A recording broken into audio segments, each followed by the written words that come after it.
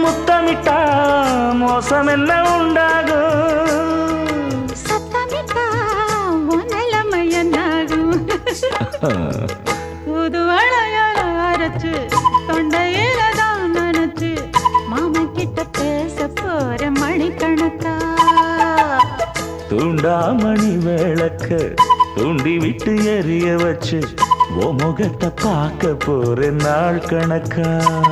அந்த இந்திரன் சந்திரனும் மாமன் வந்தா எந்திரிச்சு நிக்கணும். அந்த ரம்பையும் ஊர்வசியும் மயிலுக்கு தொண்டுகள் செஞ்சிடணும். நான் காட்டாகி ஊட்டாகி மாமனை தழுவி கட்டிக்கணும்.